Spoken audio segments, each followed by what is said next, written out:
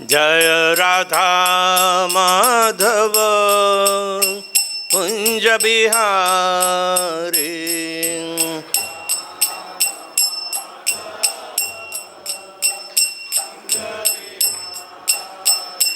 जय राधा माधव कुंज बिहारी।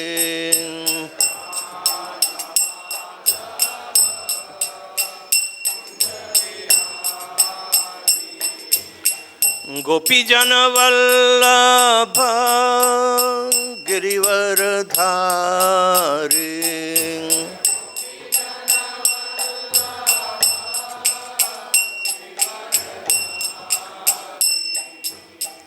गोपीजन वल्लभ गिरिवरधारी।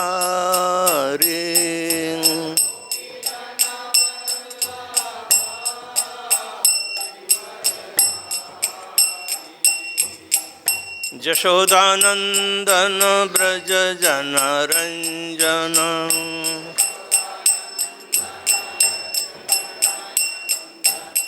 यशोदानंदन ब्रज जनरंजन।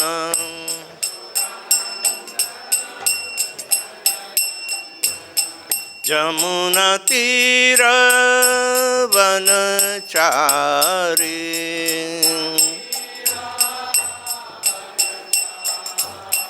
जमुना तीर वनचारी।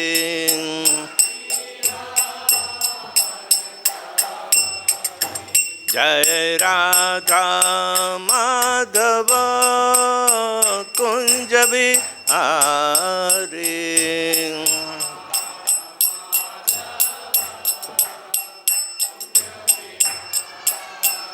जय राधा माधव कुंज बिहारी।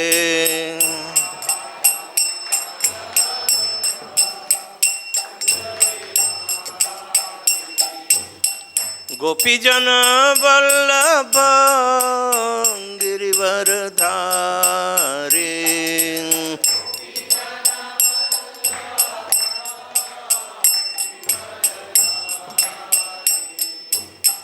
गोपीजन वल्लभ गिरिवरधारी।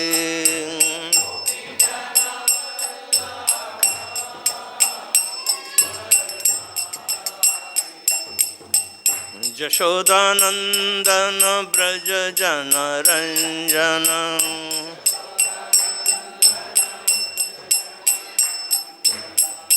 यशोदानंदन ब्रज जनरंजन।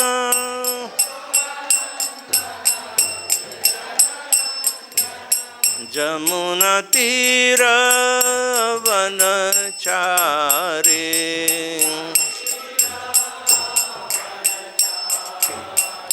जमुना तीर वनचारी।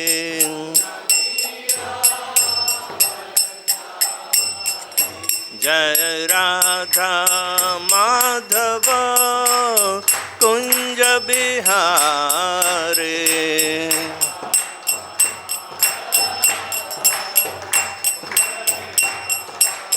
जय राधा माधव कुंज बिहारी।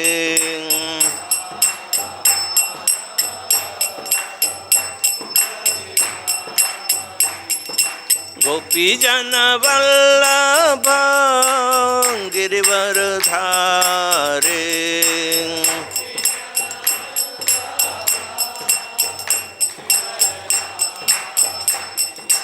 गोपीजन वल्लभ गिरिवरधारी।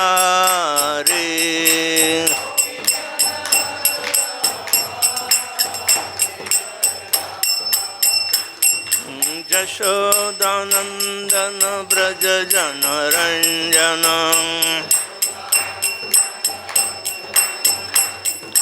यशोदानंदन ब्रज जनरंजन।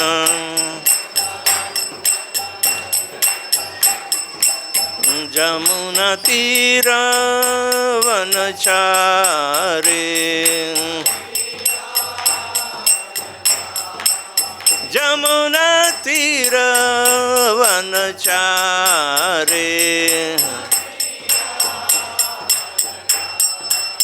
जय राधा माधव कुंज बिहारी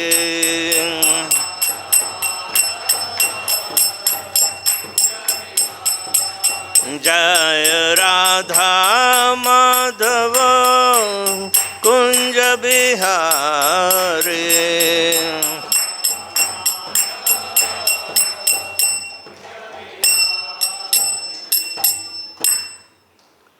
जय ओम विश्वपाद परमहंस परिव्रजकाचार्य अष्टोत्तर शत Shrimad His Divine Grace Srila Bhakti-Charanarvind Bhaktivedanta Swami Jagat Guru Srila Prabhupada ki ISKCON Deputy Founder Acharya Jagat Guru Srila Prabhupada ki Jai Om Vishnupad Paramahamsa Parivrajakaacharya Ashtottar Shata Srimad His Divine Grace Srila Bhakti Siddhanta Saraswati Thakur Maharaj Srila Prabhupada ki Jai Ananta Koti Vaishnav Vrinda ki Jai Namacharya Srila Haridas Thakur ki Jai प्रेम से कहो से कृष्ण चैतन्य प्रभु नित्यानंद श्री अद्वैत गदाधर शिवासादि गौर भक्तवृंद की जाए श्री श्री राधा कृष्ण गोप गोपीनाथ श्याम कुंड राधा कुंड गिरि गोवर्धन की जाए ब्रजमयी वृंदावन धाम की जाए नवदीप मायपुर धाम की जाए जगन्नाथपुरी धाम की जय गंगा माई की जय जमुना माई की जय भक्ति देवी की जय तुलसी महारानी की जय समावित भक्तवृंद की जय निताई गौर प्रेमानंदे All glories to assembled devotees, all glories to assembled devotees, all glories to assembled devotees. Glories to Shri Shri Guru and Shri Gauranga. Om Namo Bhagavate Vasudevaya. Om Namo Bhagavate Vasudevaya. Om Namo Bhagavate Vasudevaya. आज हम श्रीमद् भगवद गीता यथारूप के छठा अध्याय जो ध्यान योग के विषय में भगवान चर्चा करते हैं और उसकी श्लोक संख्या है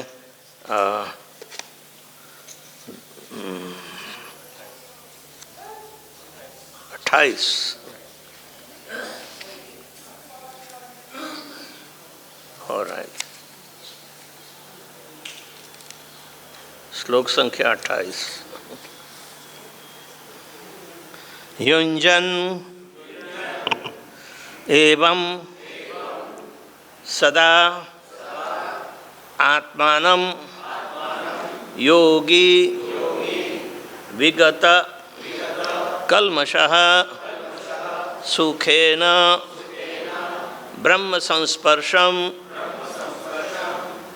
अत्यन्तं सुखम अश्नुते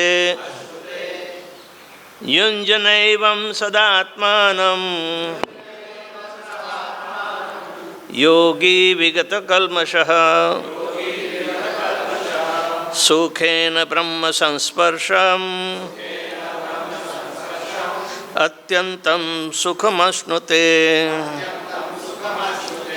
युञ्जनैव सदात्मानं योगी विगतकल्मषः सुखेन ब्रह्म संस्पर्शम्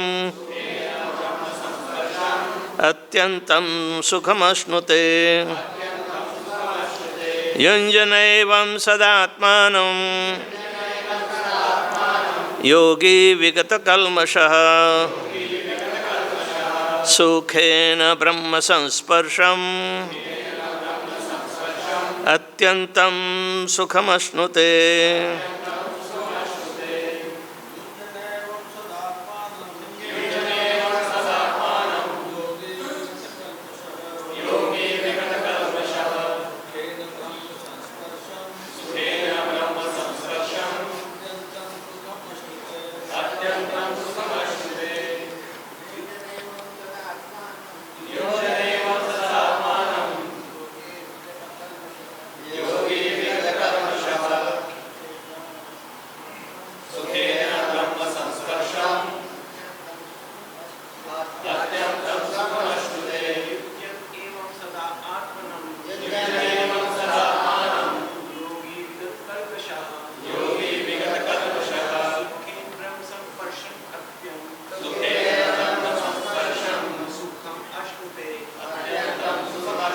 मदर्स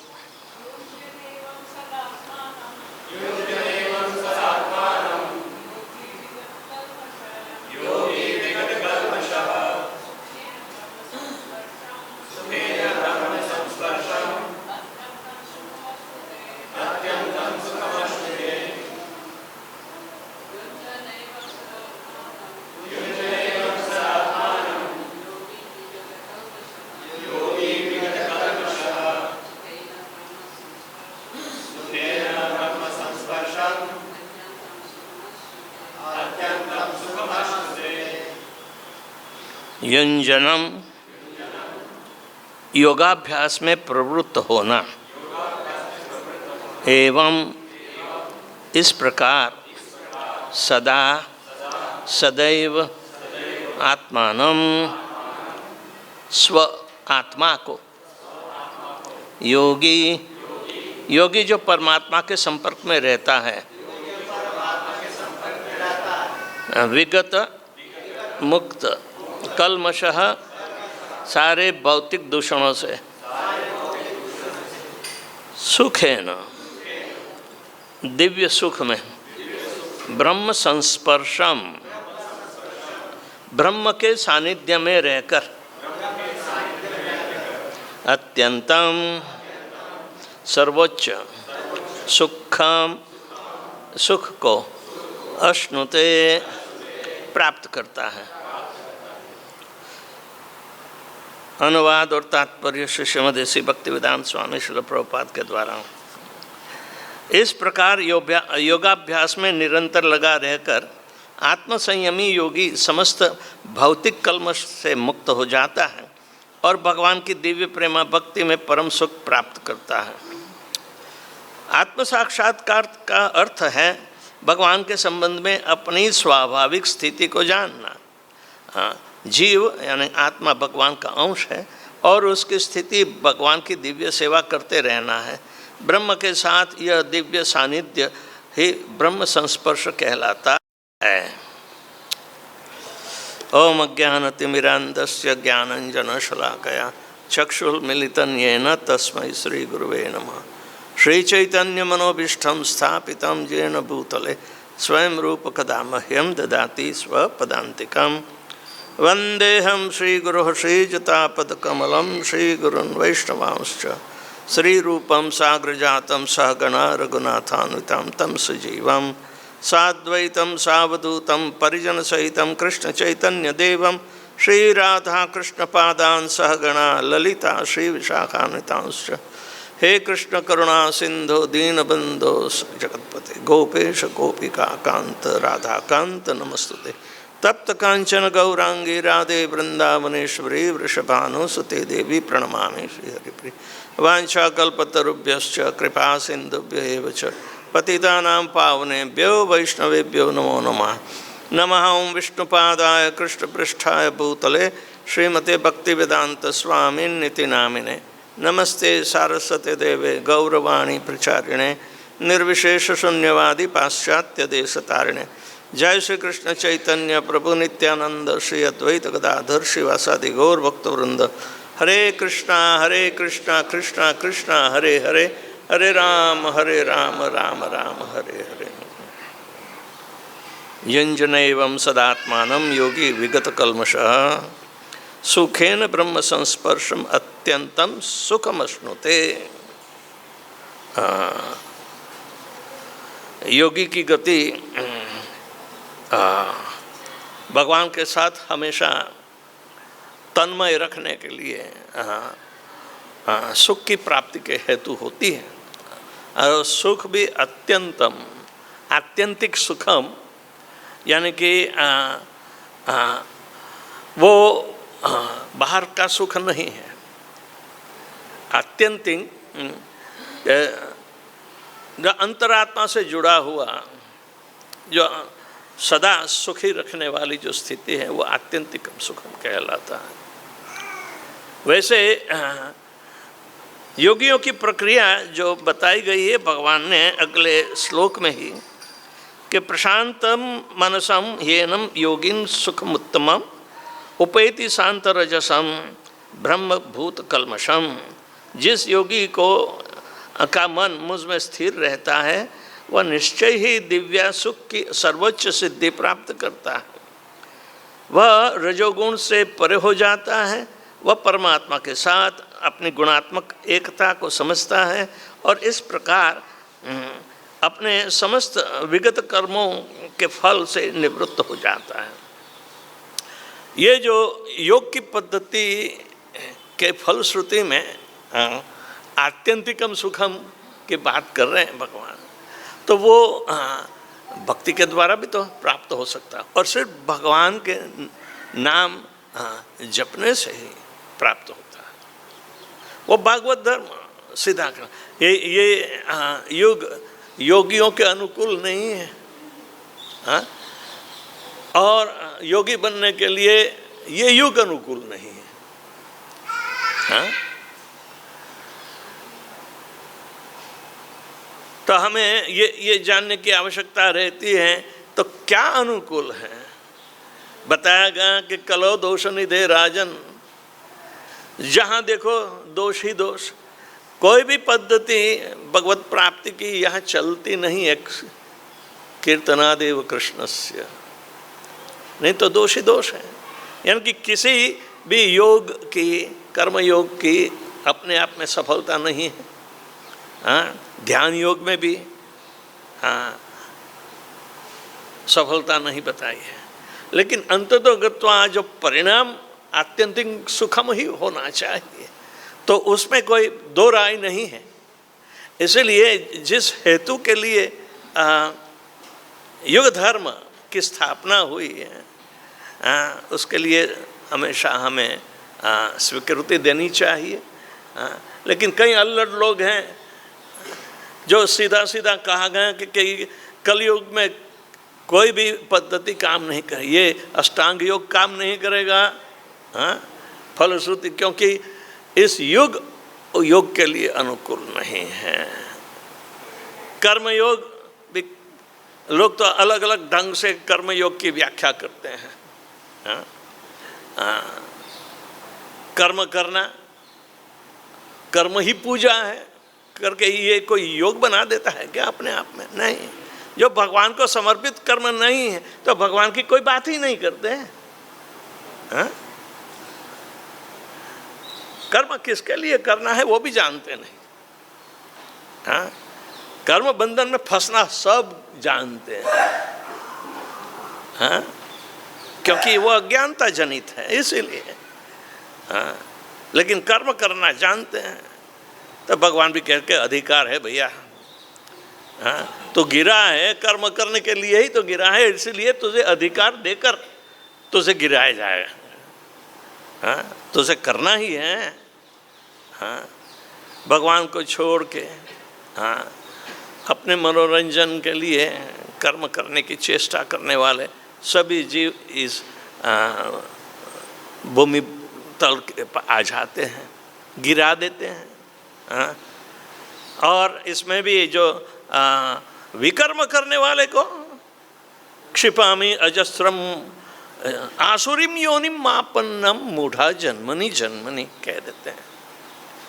इन लोगों को तो बहुत गहरे अंधकार वाले आसुरी योनि,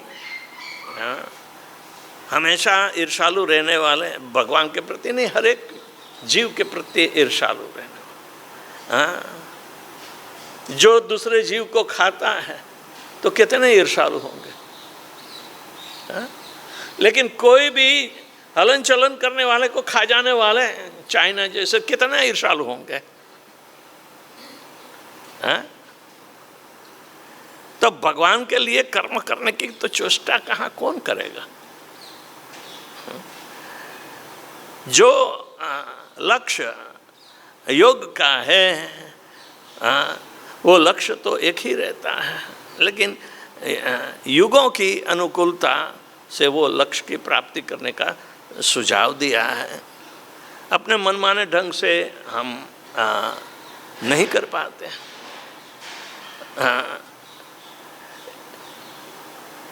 भागवत धर्म में प्रशांत मनसम प्रशांत मनसम की स्थिति प्राप्त करके ही योगिनः सुखमोत्तमम्। प्रशांत मन जब आता है तो सुख की भावना होती है। भागवत धर्म में भी कहा है,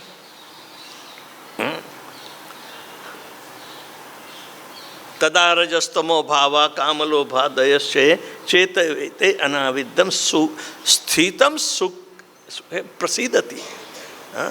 स्थितम सत्वे प्रसीदति। सत्व गुण का उदय होते ही सुख की भावना होती है। हाँ? तो योगियों को ये सत्व गुण में आने के लिए अपने शरीर और सारी इंद्रियों को कितना नियंत्रित करना पड़ता होगा। वो आसान इस समय में तो अनुकूल है ही नहीं, लेकिन पहले भी कठोर तपश्चर्या द्वारा ही तो कर पाते थे ना। तो सत्व गुण से प्रसिद्धति यानी कि प्रसन्नता प्राप्त होती है। जो व्यक्ति में सत्व गुण का चरित्र खिला नहीं है वो कर्मी है। कर्मी को कभी सुख कभी दुख झेलना ही पड़ता है। जो सुख की आकांक्षा से वो पकड़ने की इच्छा करता है वो तो हाथ में से ही चला जाता है। हाँ? तो एवं प्रसन्न मनसो भगवत भक्ति योगता भगवत तत्व विज्ञानम मुक्त संगस्य जायते। जो आत्यंतिकम सुखम कि भगवान बात कर रहे हैं तो जुड़ावा बिना कैसे हो सकता है। आत्मा का जुड़ावा परमात्मा या भगवान के लिए होना ही चाहिए, इनके साथ होना ही चाहिए। हाँ? निर्गुण तत्ववादी यदि आगे बढ़कर वो ध्यानावस्थित गतेन मनसा और पश्यन्त्यम योगिनो भी बता देते हैं। हाँ? तो ये विष्णु तत्व जो परमात्मा तत्व है इनको समझने में भी कितनी दिक्कत आती है। और उसमें भी जो भावुकता वाला कुछ कह देता है, हाँ, लेकिन शास्त्र से संगत नहीं है। हाँ, एक फिल्मी गीत है, हाँ, लेकिन उसके ऊपर आपको समझ में आ जाएगा कि ये क्या बकवास कर रहा है। कहाँ भावुकता और कहाँ सत्य का परिचय, ये कैसे हो सकता है। ये पता नहीं कौन सी फिल्म, लेकिन पुरानी फिल्म। हाँ? पता है कौन सा गीत है? हाँ? जरा सामने तो आए चलिए, हाँ? छुप छुप के। हाँ हाँ, क्या बात है। हाँ? हाँ, तो छुप ना सकेगा परमात्मा, मेरी आत्मा की आवाज है। आत्मा परमात्मा का, परमात्मा बिना आत्मा हो ही नहीं सकता, वो जागृत हो ही नहीं सकता। जो शक्ति है वो परमात्मा की शक्ति है, इसलिए परमात्मा हर एक के जीव के अंतर्यामी बनकर बैठे हैं और शक्ति चेतना इत्यादि प्रदान करते रहते हैं। और उसको छलिया बना देना, यानी कि जो परेशानी आती है तो भगवान छलिया बन जाते हैं, छल करते हैं, मुझे दुख देते हैं। हाँ? लेकिन तू छुप ना सकेगा, मैं तुझे ढूंढ ही पाऊँ। हाँ, ये क्या आत्यंतिकम सुखम की कोई भावना ही नहीं है इसमें। हाँ? ये कि कहने का मतलब है ऐसे मायावादी लोग दिग्भ्रमित करने वाले हैं। हाँ? आत्यंतिकम सुखम भगवान प्रस्थापित कर देते हैं यहाँ। हाँ? युंजन जुड़ावा कहाँ है? ये तो बेरभाव से बोल रहा है, हाँ, जुड़ावा है ही नहीं। हाँ, कहाँ व्यक्तित्व, परमात्मा का व्यक्तित्व, विष्णु तत्व का व्यक्तित्व है, लेकिन वो शांत भाव में ही होते हैं। शांत भाव में कोई बोलचाल नहीं होती, शांत भाव में कोई बोलचाल नहीं होती। हाँ, ध्यान की अवस्था में पश्यन्त्यम योगिनः, हाँ, यस्यांतम न विदु सुरासुरगणा देवाय तस्मै नमः। हाँ, हाँ, देवताओं इस ढंग से भगवान को पूजते हैं, सुरा असुरगण, असुरगण को भी तो मानना पड़ता है। लेकिन भगवान का ये जो विस्तार जो परमात्मा कहलाता है, परमात्मा कोई अपनी स्थिति छोड़ते नहीं। जबकि आत्मा बेवकूफ होकर स्थिति भी छोड़ता है, वो समझ रहा है कि वो स्वतंत्र है। क्या उसने परमात्मा के दर्शन किए हैं तो डांट मारता है, तो छुप ना सकेगा, ऐसी कोई दावेदारी कर सकता है? तो मायावादी लोग काफी गोल मटोल बातें करते रहते हैं, वो स्पष्टता नहीं करते। ये सुखम आत्यंतिकम, तो आत्यंतिकम यानी बहुत नजदीक, अत्यंत, काफी तीव्रता, जिसका अंत ही नहीं, वो आत्यंतिकम कहलाता है। और अश्नुते यानी आनंद करता, वो वास्तविक उसका परिचय करते, जो कभी मिटने वाला नहीं।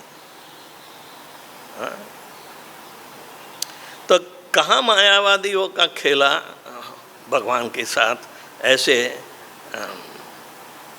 परिचय कराने से कोई फायदा नहीं।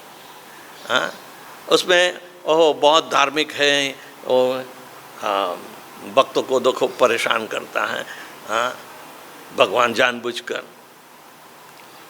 लेकिन जब जानकारी सीधी नहीं है, अनुभव गम्य भी नहीं है, तो ये तो पागलपन कहलाता है।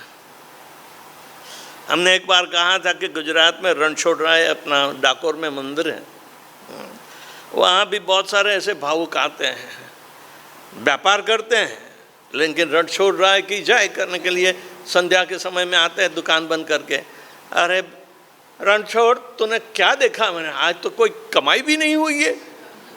मैं झगड़ने लगते हैं, हाँ, इन पर दावादारी करते हैं। हाँ? अरे भगवान को बचने के लिए सुख का तो कहाँ, ये तो पैसे पर नपता है। आज का दिन तो बहुत बेकार तूने डारा, ये तूने क्या सोच रखा है? हाँ? भगवान की इच्छा से इनको अनुरूप होकर अपना कर्तव्य परायण रहना, फल की अपेक्षा बिना, यदि कुछ भी आवे वो अपने नीति नियम से भगवान ने दिए गए, लेकिन तुम्हारे लिए थोड़ा है। हाँ, हम अपना जीवन मैनेज नहीं कर पाते हैं, इसलिए तो भगवान का सहारा चाहिए, भक्तों का सहारा चाहिए, भक्ति का सहारा चाहिए। हाँ, क्योंकि भक्ति कोई श्रम नहीं है, कोई कर्तव्य नहीं है। हाँ, वो तो सहज भगवान के साथ का व्यवहार है। हाँ, सहज यानी बहुत नेचुरल, साहजिक यानी अननेचुरल। जानबूझकर मारपीट करके मन मनाने के लिए भावुकता ऊपर डाल के भक्ति का दिखावा करना, ये सहज नहीं कहला, वो साहजिक कहलाते हैं। लेकिन जब भगवान के अंतर्गत होकर जो उस अवस्था की जो विशुद्ध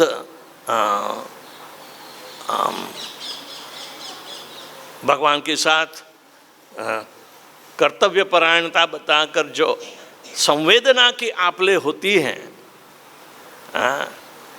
वो हमें विग्रह सेवा में कपिल देव के अनुसार सीखनी चाहिए। तब हम ये मायावादी परिचय जो यदि हमारी जान में आता है, क्योंकि दुनिया में जीना होता है, कोई कहाँ है कोई नहीं, और कोई भक्ति प्रधान निकलता है तो, लेकिन वो अनधिकृत होता है, अधिकृत होना चाहिए। तो ब्रह्मभूत प्रसन्नात्मा न शोचति न कांक्षति समत सर्वेषु भूतेषु मद भक्तिम लभते पराम। विशुद्ध भक्ति की शुरुआत तो मुक्ति के बाद होती है। एक तो मुक्त नहीं हुआ है, भौतिक परिणामों पर उसका जीवन बनता है और जिम्मेदारी वो भगवान पर थोपता है। मैं तेरे में विश्वास रखता हूँ, लेकिन ऐसा क्यों कर दिया? कहाँ है विश्वास? तो ये साहजिक भाव जो है वो भक्ति में बाधा करता है।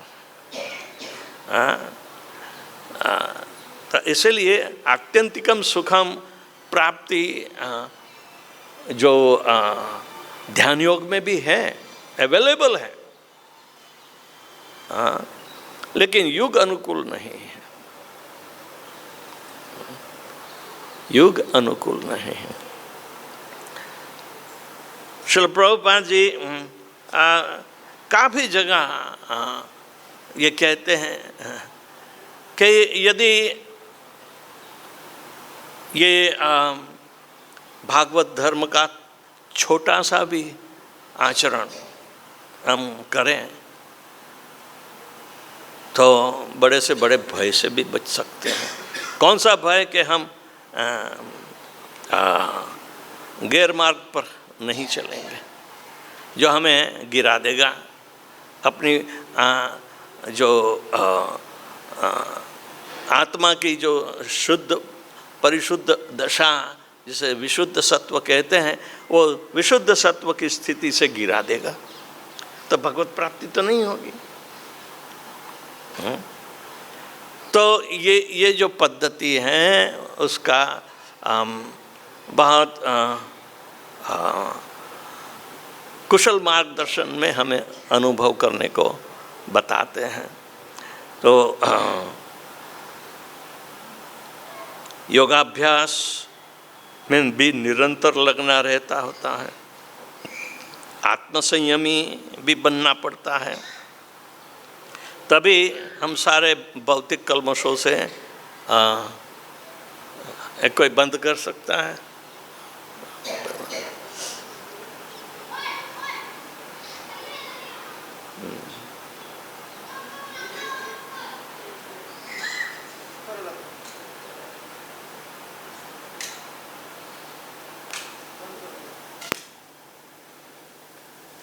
इनको गर्मी लगेगी पीछे। सुखम आत्यंतिकम करो। तो आत्मसंयमी योगियों ही समस्त भौतिक कल्मश से मुक्त हो जाता है। ये अनर्थ निवृत्ति में भी हमें क्योंकि भगवान का विशुद्ध प्रेम पाने के लिए पहले आवश्यक स्थायी भाव, और स्थायी भाव से पहले आसक्ति और रुचि, ये सारे जो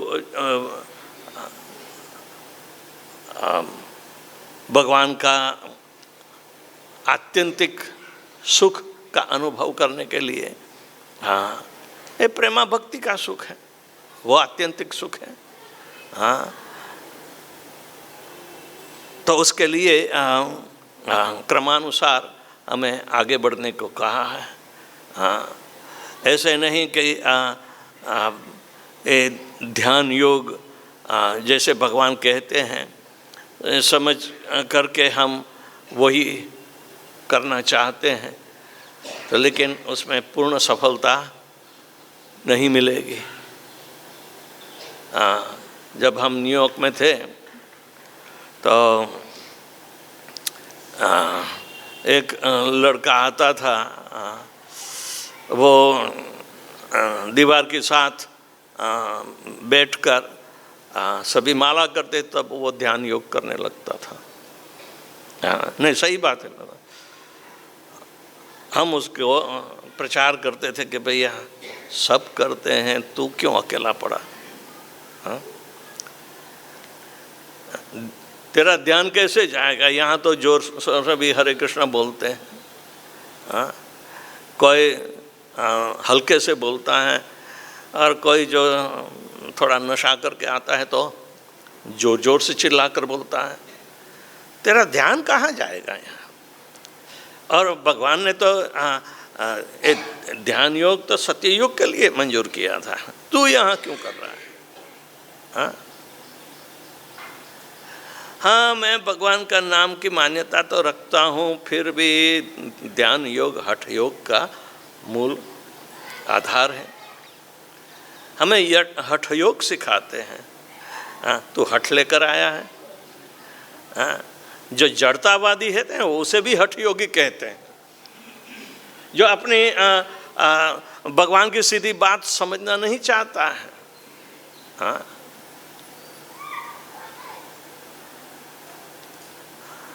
मना करने पर भी बच्चे को आप डांट मारो कि नहीं करना है, नहीं मैं करूँगा, तो ऐसी बात हो गई।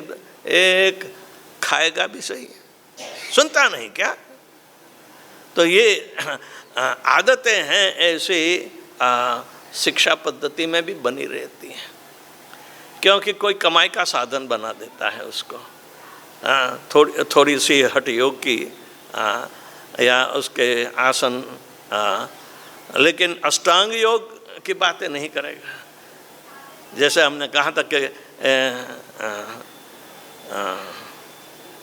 कौन अपना ऋषिकेश में हरिद्वार में है वो रामदेव हैं, वो क्या अष्टांग योग कराता है? अरे पतंजलि योग भी तो वही तो पहला नाम था, पतंजलि ऋषि ने योग की स्थापना। अष्टांग योग है।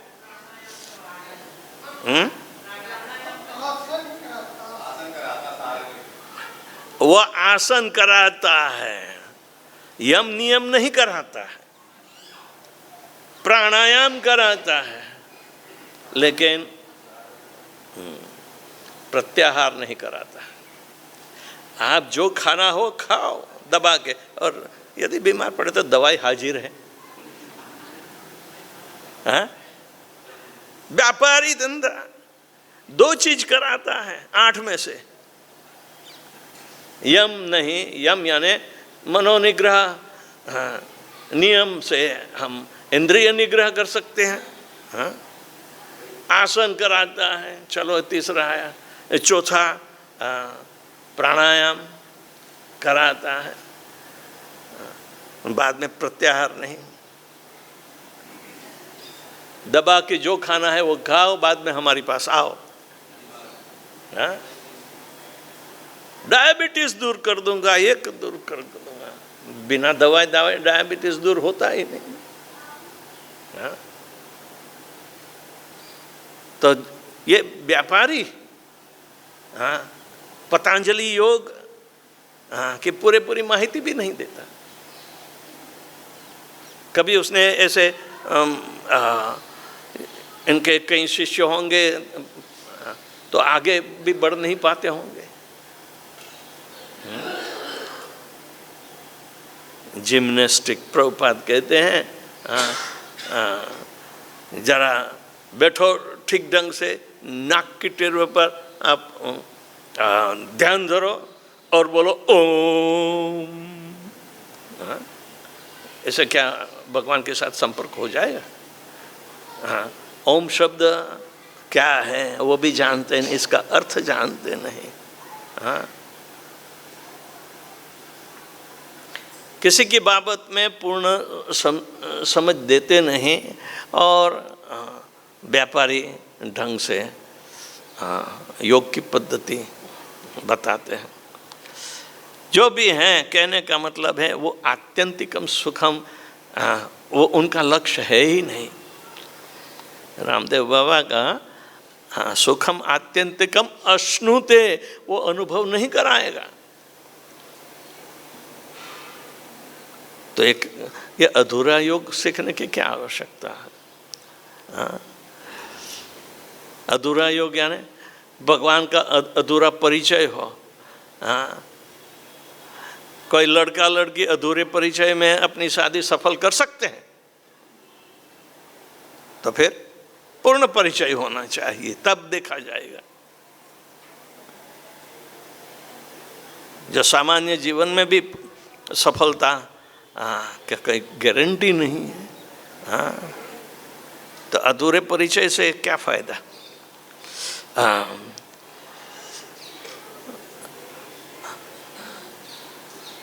सुख का अनुभव तो होना ही चाहिए। यानी कि आत्यंतिकम सुखम में रहने के लिए हमें प्रायोगिक रूप से योग सफल बनाना पड़ता है।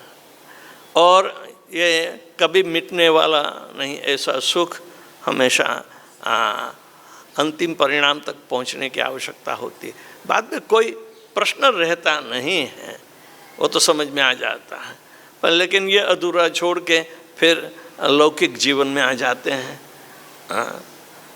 दुकान खोल देते हैं।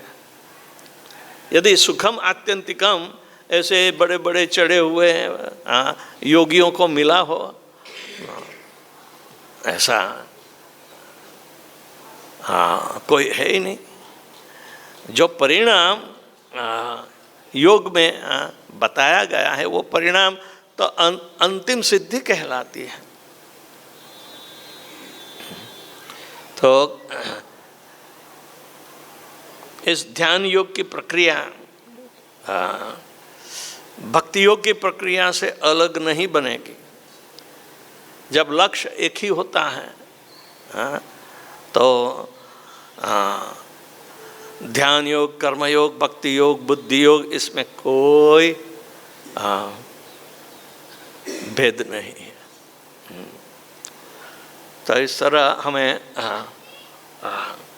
भगवद गीता में ये सारे प्रकार के योग में अंतिम तो भक्ति योग ही कर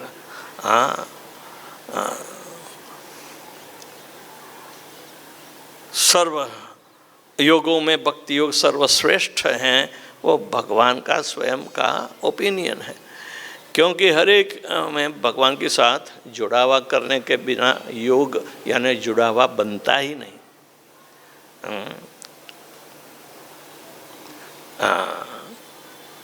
भगवान के साथ जुड़ावा करने की पद्धति को योग कहते हैं। वो कोई धर्म नहीं कहलाता है। धर्म की संज्ञा धारयते इति धर्म, अपना कौन धारण कर रहा है, जगत का कौन धारण कर रहा है। ये एदम धार्यते जगत, जगत को धारण कौन करता है। अपरिमितस्त्वन्याम प्रकृति विद्धि में पराम जीवभूतम महाबाहो येदम धार्यते जगत। ये जगत को धारण करने वाला जीव है, वो भगवान की परा प्रकृति का अंश है। अष्टांग, ये जो अष्ट प्रकार की जो भौतिक प्रकृति है, शक्तियाँ हैं, भूमिरापनलो वायु खम मन बुद्धि रेव च अहंकारम इति में भिन्न प्रकृति अष्टता। ये भिन्न प्रकृति है, मेरे से भिन्न है। हाँ, लेकिन मेरे से अभिन्न रहने वाली प्रकृति जो जीव कहलाता है, ये भौतिक दुनिया बनी, यानी कि अपरा प्रकृति में परा प्रकृति आने से जगत धारण होता है। जैसे ही परा प्रकृति का अंश भौतिक प्रकृति से जो निकल जाता है तो विनाश, शरीर का विनाश होता है, क्योंकि वो भगवान की परा प्रकृति चली गई। इसलिए ये मिट्टी का लौंदा बन के गिर जाएगा और सड़ जाएगा और जल जाएगा। तो कहने का मतलब है कि मिट्टी के लौंदे में, यानी कि अपरा प्रकृति में हमें कोई सुख नहीं है। परा प्रकृति में रहने से ही, यानी कि जीव का स्वभाव भगवान के साथ योग करने में निश्चय पूर्वक कहा गया है, और वो मनुष्य के लिए ही है, दूसरे के लिए नहीं बताया है। इसलिए हमें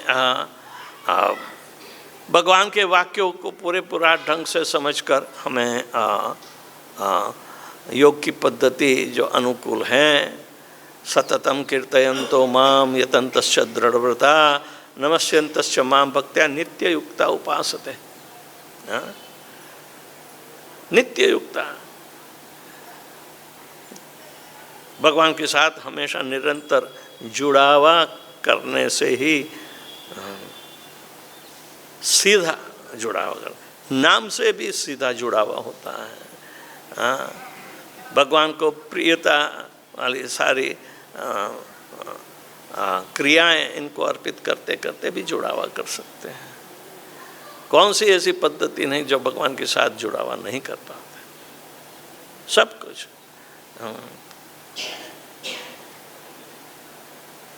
तो ये 6ठे अध्याय में योग की स्थिति क्या है,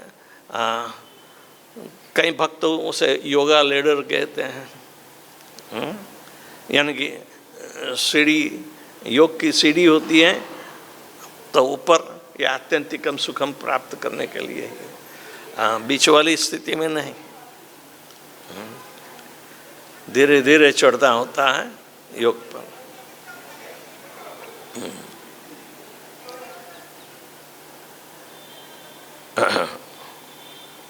ये आत्म साक्षात्कार का अर्थ है, जो 5वें श्लोक में भागवत धर्म में भी बताया है।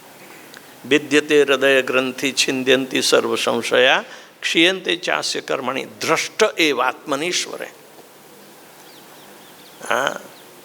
दृष्ट यानी देखना, अपने आप को देखना और परमात्मा को भी देखना, दोनों आमने सामने। जो खुद को नहीं देख सकता है तो परमात्मा को भी कैसे देख सकता है? खुद मूल स्वरूप तो भगवान का अंश है। तो जो चेतना भगवान ने दी, वही चेतना का उपयोग करके हमें अपने आप को भगवान के साथ कौन से व्यवहार में जुड़ा है वो देखने की आवश्यकता होती है। वो आत्म साक्षात्कार और भगवत साक्षात्कार दोनों एक ही मौके में हो जाता है।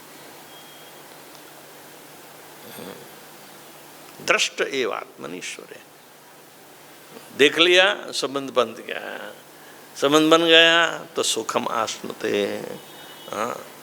हमेशा सुख में पड़े रहना। सुखी होने की चाबी दी गई है, फिर भी मुश्किलें आती है। कोई है प्रश्न?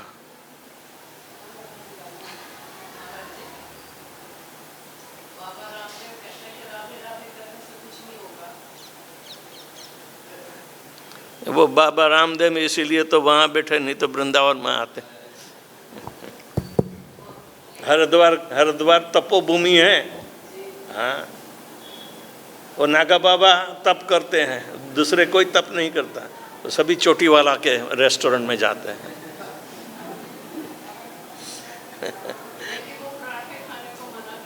हैं?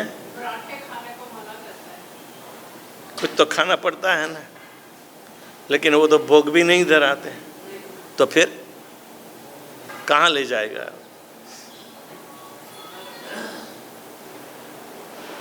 हाँ बोलो भैया, माइक दे दो, कुछ सुनाई दे। Maharaj, this what we do, we try to do chanting flawlessly attentive. Is this also part of Dhyan Yoga?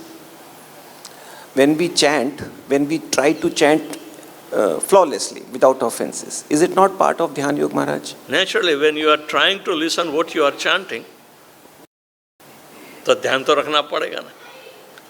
बेध्यान रहकर चैंटिंग नहीं कर सकते। Is this our chanting a part of this Dhyan Yoga we were discussing in chapter 6? वो तो स्वयं आ जाएगा। भगवान की भक्ति में सारे योग समा जाते हैं। कई तत्ववादी लोग कहते हैं कि वो ज्ञान और कर्म दोनों का समन्वय को ही भक्ति कहते हैं। पर कौन सा ज्ञान? पीछे हरि बोल, इनको चाहिए। कौन सा ज्ञान? किसकी भक्ति? महाराज बहुत बहुत धन्यवाद अच्छे क्लास के लिए। आप बोल रहे थे ये लोग जो रामदेव महाराज जैसे उनके पास जाते हैं, ये तो एक एग्जाम्पल है, कोई व्यक्ति विशेष के लिए हम ज़्यादा बोलते नहीं, लेकिन जो सिखाते हैं वही तो नज़र में आता है ना। कोई और शिक्षा दी है किसी ने? किसके ध्यान में है? कोई देते हैं? श्री कृष्ण बोलते हैं भगवत गीता में कि मनुष्य योनि में भी अलग अलग योनियां हैं, और जो पूर्व जन्म से जैसे उनके गुण है। जरा दूर रखो माइक। अच्छा, जो पूर्व जन्म के उनके कर्म है, उन पे जो उन्होंने गुण लेके आए हैं, वो सत्वगुण, रजोगुण, तमोगुण, वैसे वैसे लोगों के साथ वो जुड़ जाएंगे, उनको वैसे ही लोग पसंद आएंगे। उनको तो कृष्ण भावना अमृत में वो आ नहीं सकते। और ये शाम तो अंतगतम पापम जनानन पुण्य कर्मणाम ते द्वंद्व मोह निर्मुक्त भजन्ते माम दृढ़व्रता। सो जिनके जैसे ये होंगे, कर्म होंगे, वैसे वैसे लोगों के साथ वो जुड़ जाएंगे ना। तो ये तो जन्म से अर्जित गुण हैं, यानी कि उसके जो पूर्व जन्म की जो लगाव है वो साथ में आता है, तो वो गुणों का प्रभाव बना रहता है। लेकिन जब भक्ति के कर्तव्य में गुणों का प्रभाव नहीं रहता, यदि एकदम भक्ति करने लगो और भावावेश आ जाता है, लेकिन वो कहाँ तक टिकता कहाँ है? क्योंकि बहुत सारे अनर्थ पड़े हैं, उसकी शुद्धि तो हुई नहीं है। इसीलिए जरा धैर्य तो रखना पड़ता है। थैंक यू महाराज। हरे कृष्ण महाराज, बहुत अच्छी क्लास करो। ये जैसे अनर्थ जो अभी हम कर रहे हैं, भजन करते हैं, तो ये अनर्थ कटेंगे। अनर्थ निवृत्ति, जो से अनर्थ निवृत्ति कुछ हो जाती है और एकदम भक्ति में आ जाते हैं, तो वो उसका क्या रीज़न होगा? कटेगा? अनर्थ की निवृत्ति भक्तों के संग में ही हो सकती है, अकेले अकेले नहीं हो सकती। तो कभी संग मत छोड़ना, संग की महिमा बहुत बड़ी है।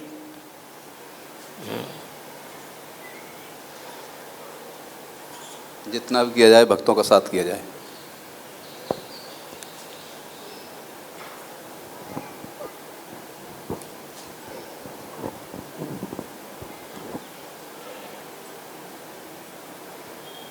और कोई प्रश्न है?